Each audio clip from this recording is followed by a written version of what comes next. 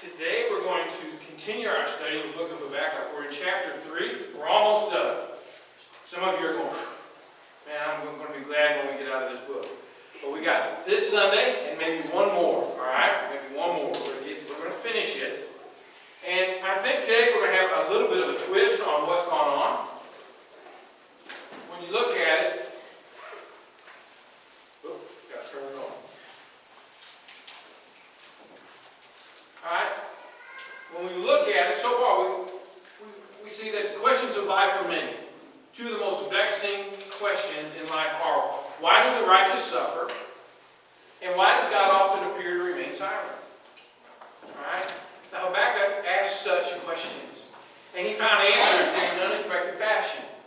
He found he must alter his perspective on the ways of God with mankind.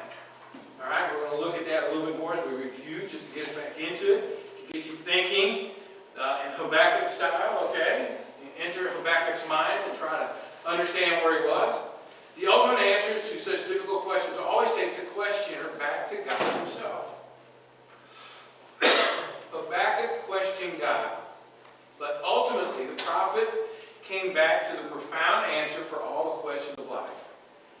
He returned to the theme of the greatness and the majesty of God. In chapter 3, his doubts have been satisfactorily answered, and here he breaks forth in prayer, praise, and joy. We're going to see that there is some praise and joy, but as you're going to see, it's not quite what we think, I believe. He makes a triumphant expression of undaunted faith. That he does, but we're going to see how he gets there, okay? Now, we want to review here real quick. Again, just to get us thinking, like Habakkuk. In Habakkuk chapter 1, 1 through 4, Habakkuk asks the question, where's God in all this? He looked around at his nation, and he looked around at the world around him, and he saw that things were falling apart, that things weren't going well, and he asked the question, God, where are you?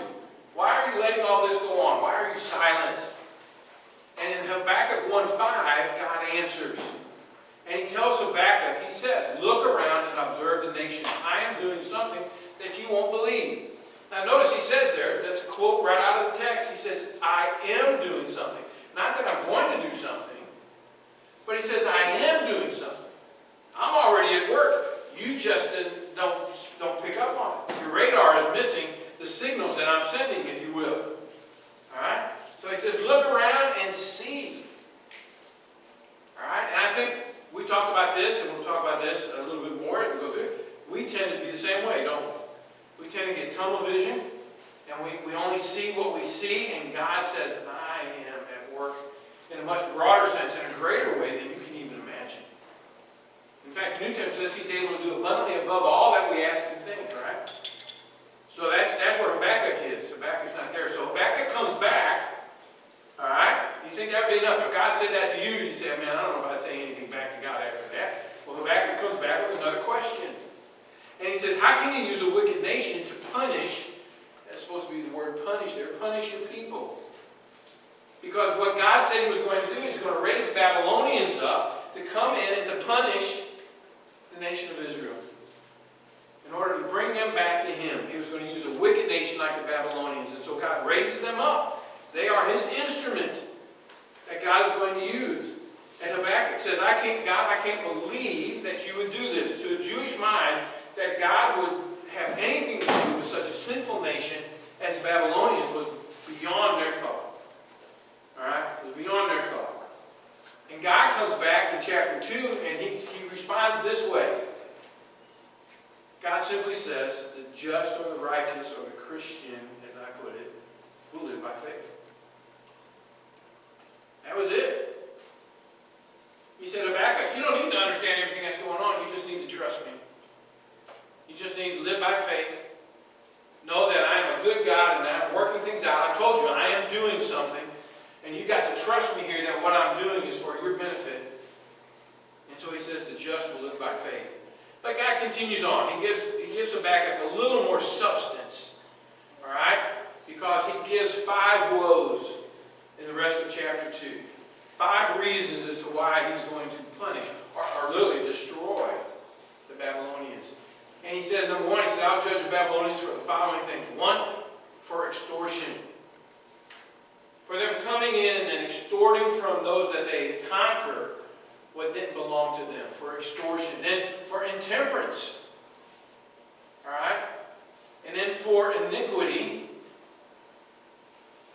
and for indignity, because it talks about them using wine and strong drink to be able to embarrass those that they conquer, so that they would have something on them. And then he says, for idolatry. All right? He says, I will punish them because they are idolaters. And he gives a strong statement there concerning the making or the fashioning of idols, taking something that is dead, like a piece of wood, and carving something out of it and then worshiping it. All right? And we don't do that today, at least we don't claim to do that today.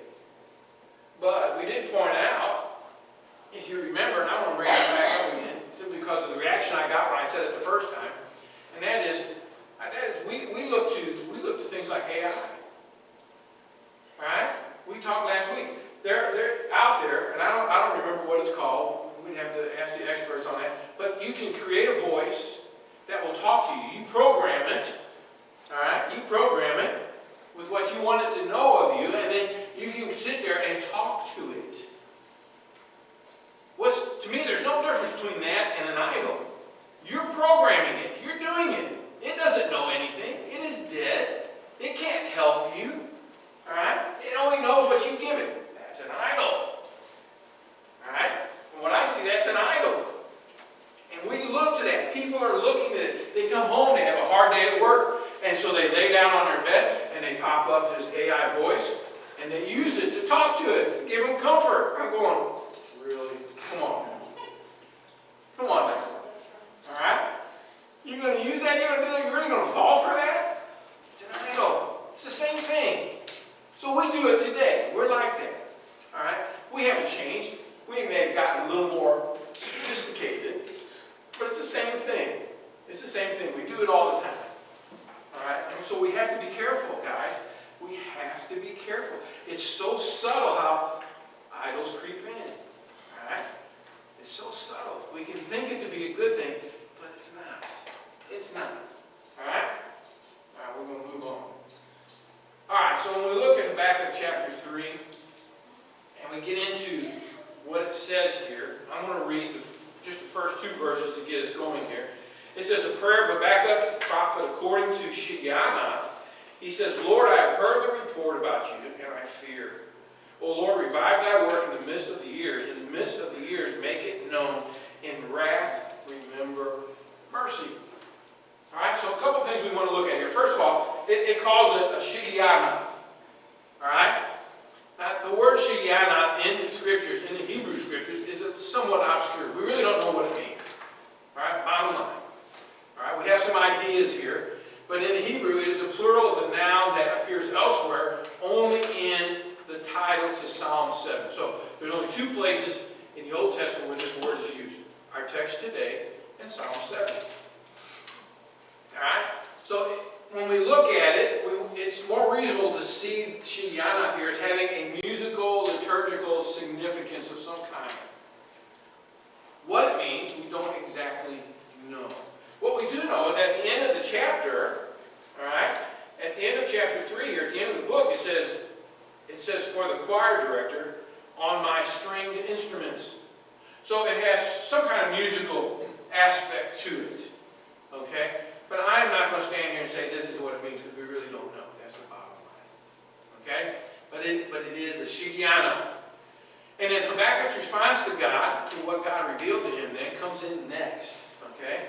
They laid this out like this, the prayer of Habakkuk the prophet, according to Shigionoth. And then verse 2 tells us what he says. He says, Lord, I have heard the report about you, and I am afraid.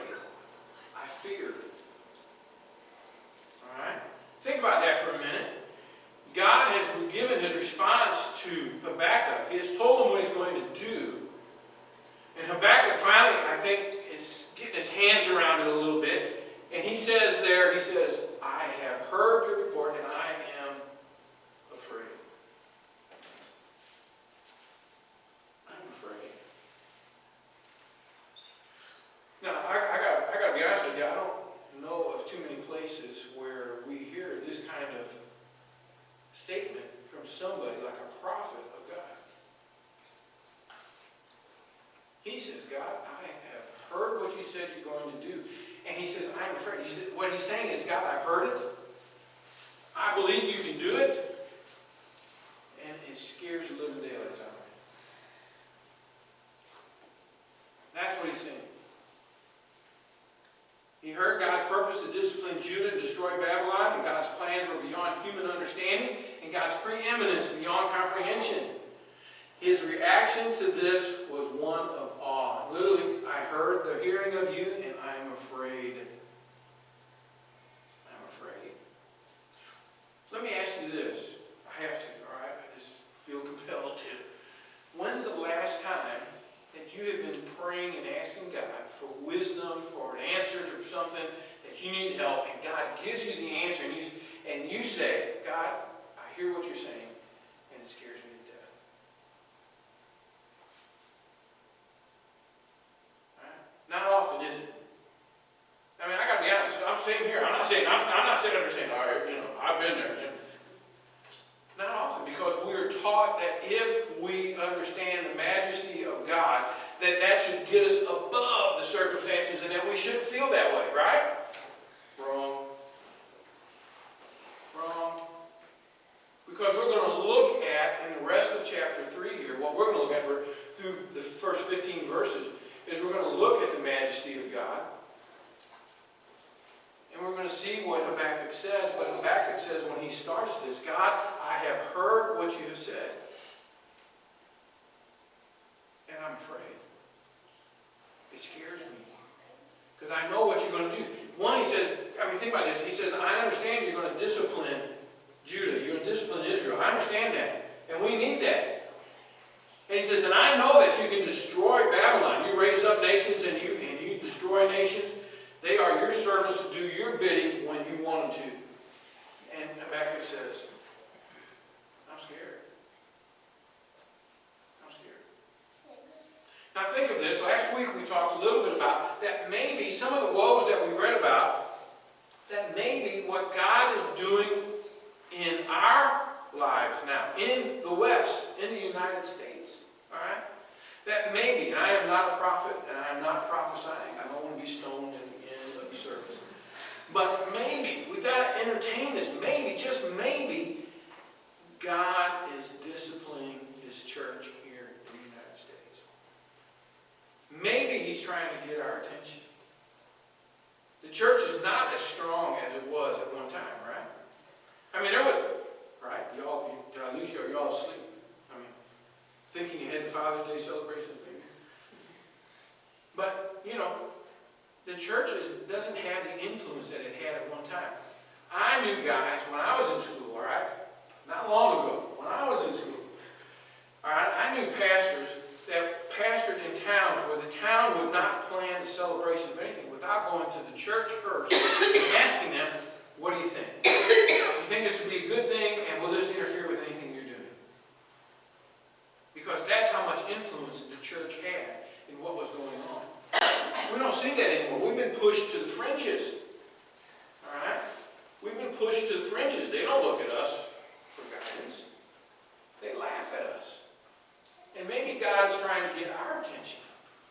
All right? Maybe God, like Israel here, maybe God is using what's going on around us, what we see happening in the news and in our country, all the disagreement that is there, all the people that are upset, one's on one side, one's on the other side, that maybe God is using it to say to us, do you see what I'm doing? Can you hear me now? Do you understand what I'm doing? Church, I need you, and you're not responding. Do you hear me? See? And if He is, if that's what He's doing, then we don't know the extent of it, right? We don't know how far it's going to go. I don't. All right? God hasn't revealed to us, like He did to Habakkuk, just exactly what He was going to do. But nevertheless, it should scare us. There should be some fear there. A healthy fear of God and what He can do is good for us. And just like it was for Habakkuk is standing there saying, God. And so what Habakkuk does is he gives two petitions. he asked for two things, all right? He asked for two petitions. Number one, he prayed for a fresh manifestation of God's power. He prayed for revival. He says, "O Lord, revive thy work in the midst of the years, make it known."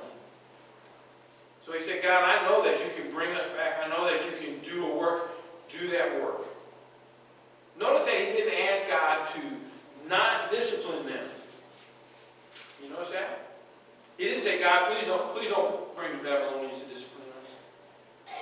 I promise we'll be better. You know, he didn't say that. He simply said, God, in light of the fact that it's coming, pour out your Spirit on us. Bring revival. Revive us.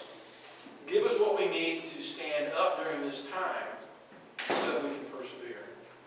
And then he asked for a full measure of God's pardon. He said, God, in wrath, remember mercy.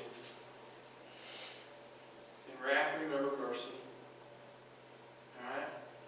So he said, yeah, God, you know, I know you've got to discipline us. I know that's the thing to do. But God, have mercy on us. And you know, one of the neat things in Scripture is that wherever God's wrath is mentioned in this way, to discipline his people, mercy is always mentioned with it. Wrath and mercy are always coupled together.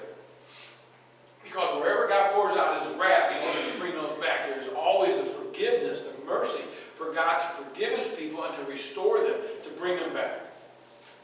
It's not one-sided. It's not like you and I. All right? It's a good thing you and I aren't God, right? Because we would, the sentence would be in wrath.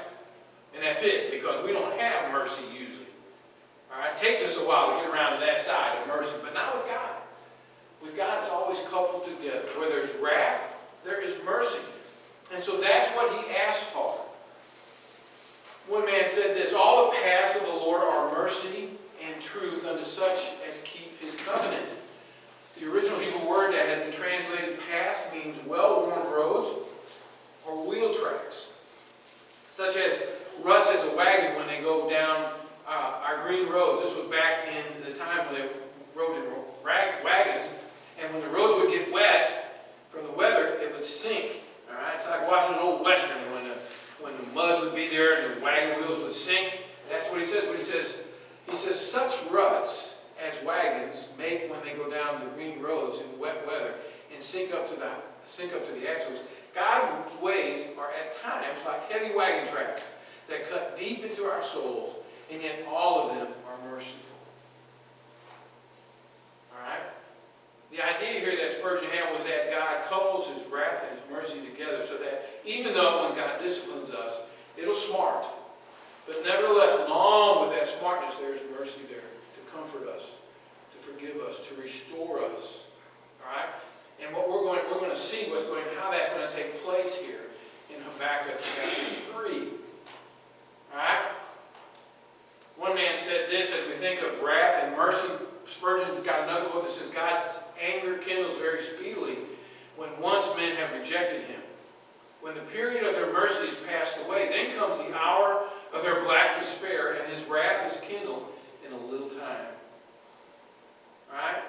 And so, again, what he's saying is what Habakkuk didn't understand. Is that God was already at work. He was already working out a way to discipline his people. There was no delay. God wasn't silent. He was working. They just didn't understand. And then John Piper often speaks about the relationship between God's wrath and mercy, emphasizing that they are not contradictory, but rather intertwined aspects of God's character and plan. He argues that God's wrath against sin is both just and necessary, while his mercy is freely offered through the sacrifice of Jesus Christ. Piper highlights that God's wrath is satisfied by the cross, allowing for both the demonstration of his justice and the extension of his mercy to those who believe. And aren't we glad that it's that way? Yes, we are. Right? Yes, we are. All right.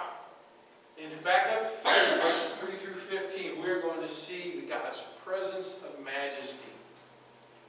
All right? We're going to see his majesty here, as set out by Habakkuk. One man put it this way, Habakkuk's telephone-like conversation with God in chapter 1 became more like a closed-circuit television hookup in chapter 2.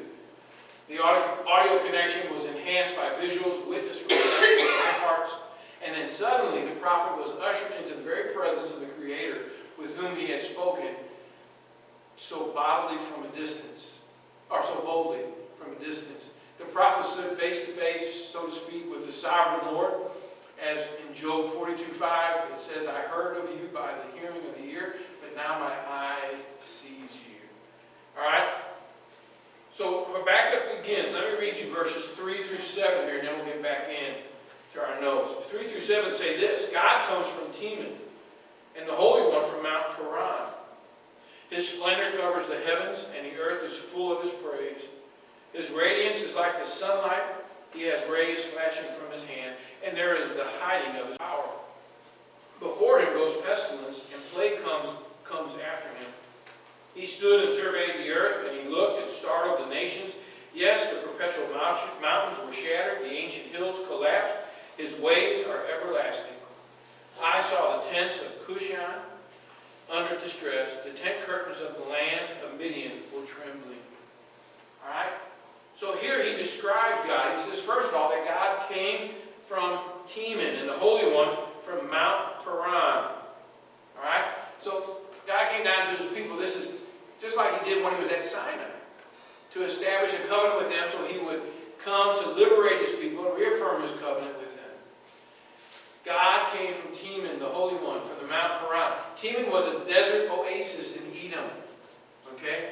But it might also represent the entire region of the Dead Sea, Seir, used by Moses. It was a poetic name for the mountainous region referred to as Teman. Paran lies west of Edom, across the Valley of Gore, between Sinai Peninsula to the south, and Kadesh Barnea, another mountainous area. He says God came from there. He came from Teman. All right? And his splendor covers the heavens, and the earth is full of his praise. So it may be of some significance that God's appearance to Moses was in the region south of Judah, while the Babylonians invaded from the north. Furthermore, it was in this area to the south that God performed many wonders as he led his people into the promised land from Egypt. The term normally used for God here, the plural Elohim, is the singular Eloah, which may stress the essential unity of the divine deliverer, the Holy One. All right? So at Sinai, God's appearance in 3 through 7, at Sinai, God comes like an awesome thunderstorm, sweeping down from the mountainous region in the south. As his glory covered the heavens, the sun and the moon appeared pale in comparison. God's shimmering glory not only filled the heavens, but his praise filled the earth. Praise probably refers not to the response of mankind at this point, but to the reality of God's fame. God's revelation of himself encompassed the heavens and penetrated to the uttermost parts of the earth. There were times, let's see if I got, well, here's a picture, if you will, of how do you express the majesty of God? You can't. It says there that his radiance is like the sunlight. He has rays flashing from his hand, and there is the hiding of his power. And so you get a beautiful sunrise like this, and if you've ever seen it, just as the sun begins to get above the equator, you begin to see a little brightness, and as it gets stronger, then the rays come up until it gets fully up, and then it fills the sky. It's beautiful. And that's the picture of our God and what he did. So, the prophet here indicated the progressive quality to God's appearance by comparing his splendor to the sunrise. The heavens are first tinted with the early rays of the hidden sun, then the earth is illuminated as a ball of fire appears over the horizon, and finally everything is flooded with brilliant, glorious light. Just as rays of light streak across the morning sky, so rays flash from God's hand.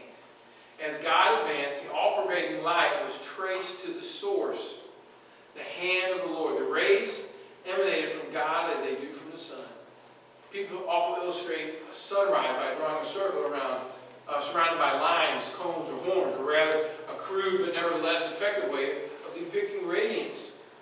Interestingly, the Hebrew verb to send out rays related to the Hebrew noun for horns and was used to describe Moses' countenance after he had come down from Mount Sinai. His face was radiant, and literally it reads, his face sent out rays. All right? This accounts for the strange horns emanating from Michelangelo's famed statue of Moses. God's radiance is both emanating and concealing. It reveals His glory but veils His power. It is easy to forget that the light and warmth which showers the earth with blessing comes from a ball of fire that could consume the globe in a moment. So God's power is hidden in His glory. His revelation is restrained lest it consume His beholders. Now the thing to remember here is that there were times when the children of Israel, especially when they make it into the promised land, that He terrifies those around them. They hear of their God, and they know how powerful He is, and they are afraid. And that's what's happening here in verses 3 through 7. It says, before Him goes pestilence, and plague comes after Him. Probably thinking back to the plagues of the Egyptians and what God did there. All right? God is fully capable of exercising His might. He is a terrifying God to those who oppose Him. Habakkuk saw that as God moved across the land, the plague preceded him and pestilence lay in his wake. At His will, God can strike down His enemies with plagues, as He did with Egypt, or with pestilence, as in Deuteronomy 32:24. And the pestilence here may refer to some disease that is accompanied with a burning fever, or to the charring of the earth by lightning bolts. God is not a little old man upstairs who dotes on people with sweetness and light. He is all-powerful. He is as all-powerful as He is all-loving. His grace and glory are coupled with might and majesty. I love that. He is not a little old man upstairs. We treat Him that way sometimes. But that's not who He is. If we treated Him for who He is, we would be afraid. It would scare us. Habakkuk's vision of God coming from the distance and marching across the land rose to a climax. Having reached the place from which He would execute judgment, God stopped, stood, and shook the earth. His very presence caused the earth to shake. Furthermore, by a mere glance at all the nations, He caused them to tremble. That is to say, literally, to leap in terror. And even the framework of nature was shattered. The primeval mountains and age-old hills, the firmest constituents of the globe, crumbled into dust. He came down on Mount Sinai with thunder and lightning and fire amidst shaking mountains. And though the age-old hills collapse, God's everlasting ways go on. This is a stark warning to those who honor the creation over the Creator. I mean, listen to what is said here in Job, in the book of Job. We see the same thing. Elihu is speaking here, and he says, at this also my heart trembles and leaps from its place. Listen closely to the thunder of His voice and the rumbling that goes out from His mouth. Under the whole heaven He lets it loose, and His lightning to the ends of the earth. After it a voice roars. He thunders with His majestic voice, and He does not restrain the lightning when His voice is heard. God thunders with His voice wondrously, doing great things which we cannot comprehend. For to the snow He says, fall on the earth, and to the downpour and the rain, be strong. He seals the hand of every man, that all men may know His work. Think of that. The same thing is described there about God, who here, in the vision that Habakkuk has of what He's going to do about His majesty, how God is in control of everything. All right? That's the thing He wants us to get here in these first few verses, is that the majesty of God is there. God keeps it hidden, but He can reveal it at any time. And when He does, it is awesome. It is awesome. On the morning of the third day, there were thunders and lightnings and a thick cloud on the mountain and a very loud trumpet blast, so that all the people in the camp trembled. Then Moses brought the people out of the camp to meet God, and they took their stand at the front of the mountain. And now Mount Sinai was wrapped in smoke because the Lord had descended on it in fire. The smoke of it went up like the smoke of a kiln, and the whole mountain trembled greatly. And as the sound of the trumpet grew louder and louder, Moses spoke, and God answered him in thunder. And how did the people respond? Do you remember how the people responded to this? They said, Moses, this is too much for us. You talk to God. You go talk to Him. It's too much for us. We can't handle this. We can't handle this. So witnesses to God's appearance At the Exodus and in the wilderness wanderings were Cushan and Midian, nations that lay on either side of the Red Sea. So Cushan may be another name for Midian, we don't know for sure. And God's wondrous acts at the Red Sea when he led his people from the Egyptian captivity through neighboring nations into terror, and they experienced distress or fear and anguish. Other nations too heard of God's mighty acts and were in fear. You got the scriptures there for references. Reference to the people's tents and dwellings seems to emphasize their precarious state. If the mountains melted away, what hope was there for those who huddled under canvas? And the idea is that's given about God when he rolled back the Red Sea was that he stood there, that his feet stood there on the water and kept the water from going forward. Think of that. All right? Think of that. Think of that. Listen, we're talking about the majesty of God. I don't feel, I got to be honest, I don't feel, that's why I'm reading everything, because I don't feel adequate to be able to describe the majesty of God. All right? It's too much. It's too great. When we think of who God is and what he can do, truly what he can do, it is overwhelming. So in verses 8 through 15, we get God's actions. All right, let me read you verses 8 through 15 here, and then we'll work our way down. Did the Lord rage against the rivers? Or was your anger against the rivers? Or was thy wrath against the sea, that you did not ride, or that you did ride on your chariots of salvation? Your bow was made bare, the rods of chastisement were sworn. You did cleave the earth with rivers. The mountains saw you and quaked. The downpour of water swept by. The deep uttered forth its voice. It lifted high its hands. Sun and moon stood in their places. They went away at the light of your arrows, at the radiance of thy gleaming spear. In indignation you did march through the earth. In anger you did trample the nations. You went forth for the salvation of your people, for the salvation of thine anointed. You did strike the head of the house of the evil, to lay him open from thigh to neck. You did pierce with his own spears the head of his throngs. They stormed in to scatter us. Their exaltation was like those who devour the oppressed and feeble. All right. Thou didst tread on the sea with thy horses and on the surge of many waters. He says, I heard, my inward parts trembled. At the sound my lips quivered.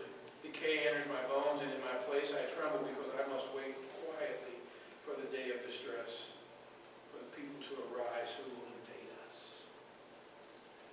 Habakkuk's attention was now drawn from the awesome appearance of God to the description of his actions. Okay? The section of the ode is introduced in verse 8 by a series of questions that serve as a literary interruption to give life and vitality to the message and to provide the reader to think about its implications. The questions are in poetic style that expects no answers. They are thought questions. Okay? To make us think. They're thought questions. So think. Okay? This is your time to think. 3 questions center on God's motive for his appearance. Was God showing his wrath at the rivers and at the streams and at the sea? In other words, was God angry with nature? While direct answers are not given, a no answer was implied. God is not displeased with nature. He was using nature as a tool to demonstrate his power. God has exhibited his power by smiting the Nile River. You remember that in the book of Exodus, and the Jordan River. Similarly, God would smite the nations. His motive was to destroy his enemies and deliver his people.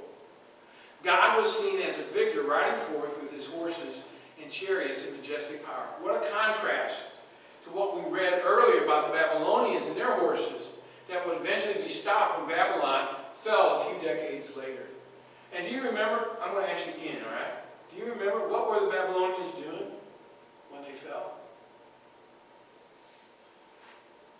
Joe is terrible, man, I'm telling you. They were partying. They were partying, yes. They were partying. Remember the handwriting on the wall?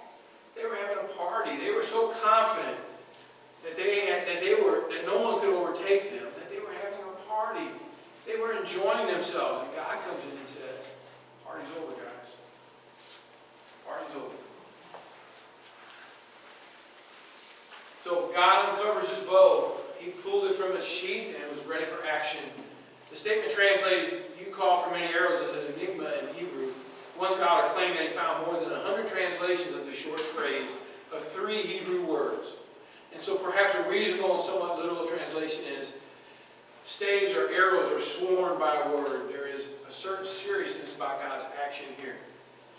When he pulls his bow and he shoots, all right, by solemn oath he affirmed that his weapons were employed.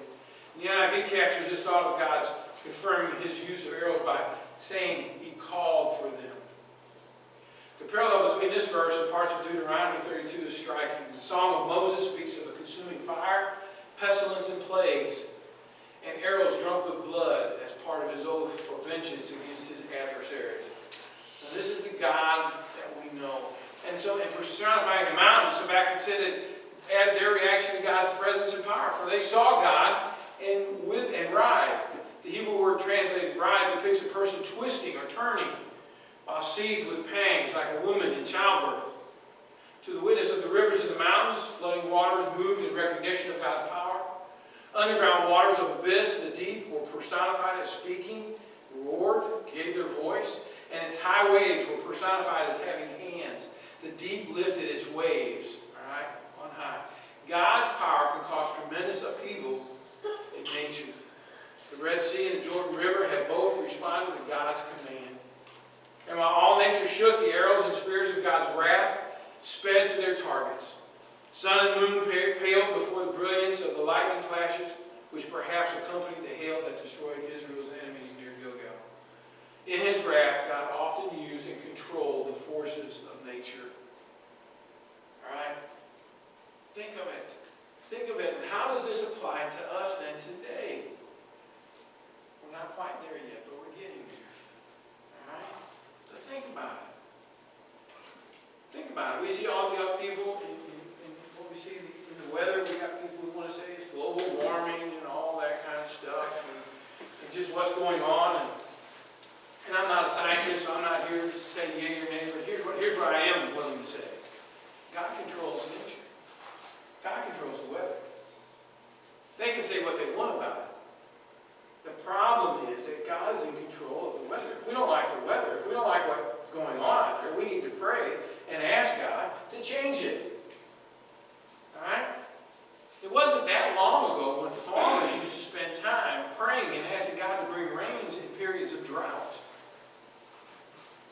All right? Because they knew that ultimately it was the hand of God that was controlling things that were going on, and that he would be the one that could change it. We don't do that anymore either. Among the nations, in verses 12 through 15, Habakkuk envisioned God as being like a thundering giant who strode through the earth. God was hardly tiptoeing through the tulips here. In wrath, he had threshed the nations as an ox treads the grain to beat out and crush the chaff. So God marched across the earth to crush sinful people and bring salvation to Israel. The prophet was confident that God would do it again. The motive of God's judgment is clear. His anger was not vented toward nature or against everybody. His purpose was to crush wickedness and deliver his own people. But it was also for the anointed one, a term never used in the Old Testament for the nation of Israel. The term here means to the coming Messiah, that he was preparing the way for when the Messiah would come. God, back he said, crushed the leader of the land, the head of the house, and stripped him. The figure in Hebrew is that of a building from which the gable is ripped off and then the entire structure demolished, so that the foundations are laid bare. And God had destroyed Pharaoh's horsemen who pursued Israel and other leaders. If God could do this, he could destroy Babylon, Belshazzar. Also a leader in a land of wickedness was stripped of his power. We know that. We see that. All right? These two final verses, all right? Verses 14 and 15 here. Of this ode on God's awesome self-revelation, speak of the ultimate destruction of the enemy. Let me read it to you again here. It says, Thou didst go forth for the salvation of your people, for the salvation of your anointed. Thou didst strike the head of the house of the evil, to lay him pierced with his own spear at the head of his throngs. They stormed in to scatter us, and their exaltation was like those who devour the oppressed in secret. Thou didst tread on the sea with your horses, on the surge of many waters. All right, the barbaric hordes were also described as bandits who were gloating, all right, over the helplessness of the wretched victims that they were about to rob. Their gloating would turn to gore, their pride to panic, and they would suddenly attack one another in deadly confusion. It is not clear which event in Israel's history this refers to. All right? So if you want to know, you want to figure it out, Pastor Joe is back. All right? He knows everything. So if you want to know, ask him. Okay? He's got the answer. The awesome recital of God's acts came to a crashing conclusion with a reference to one of the most spectacular of his miracles. He took his people through the Red Sea and then delivered the pursuing Egyptians to their watery grave. God's victory over Egypt's horsemen was pictured figuratively as if God himself had trampled the sea with his own horses and chariots. In this victory, God had churned the great waters. All right? Now, we will go back for a second.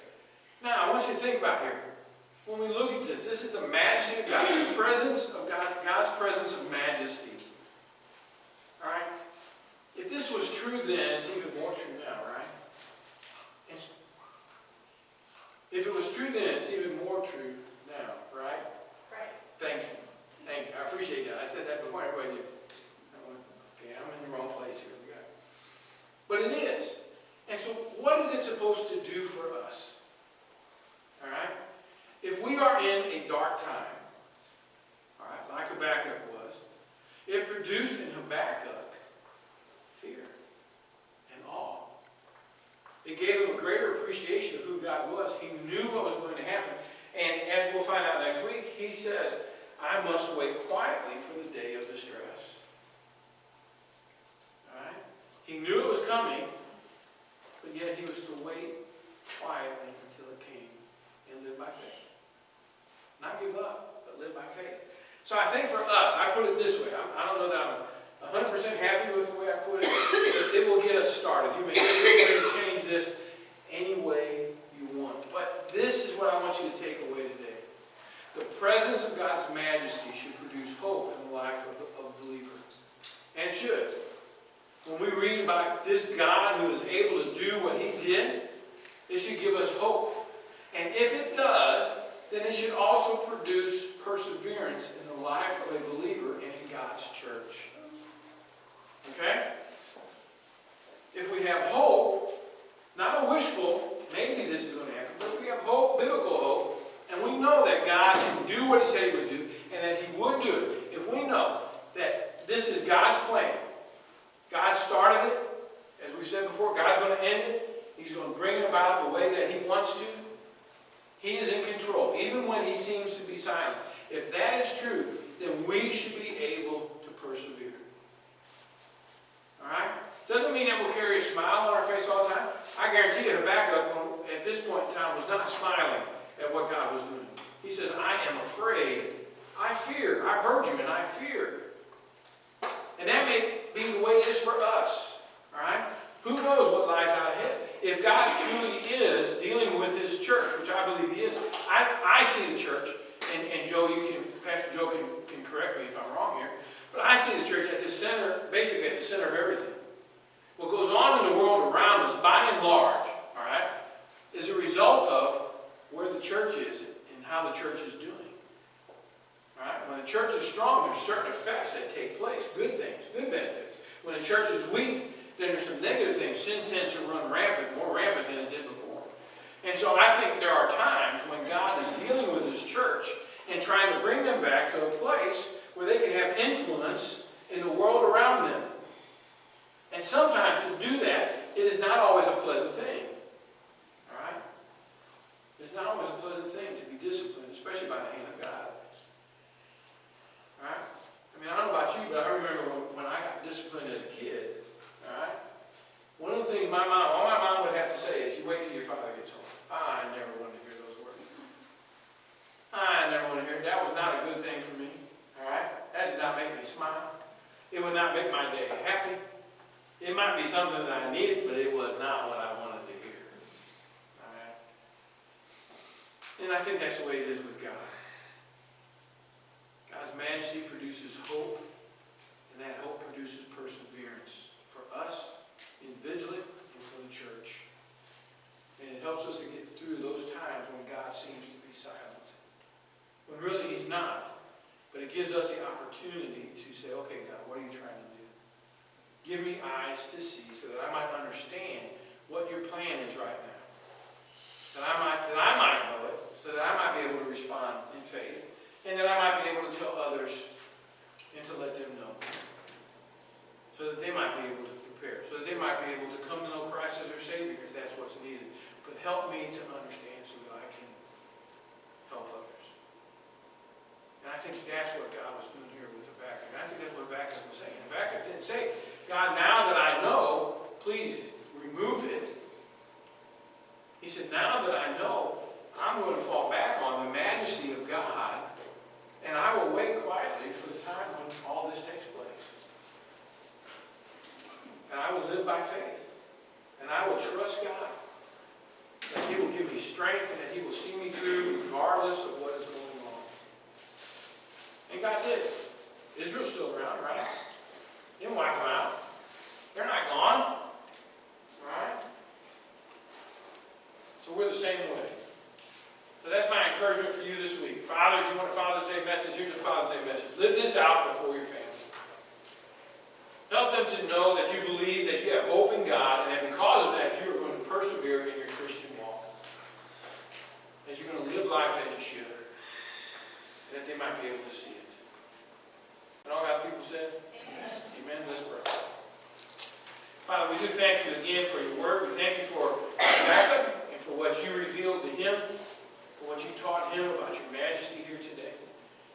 Father, their words fail to do justice to your majesty. And Father, we just pray that you would continue to reveal yourself to us. Help us to understand what you're doing in the world today.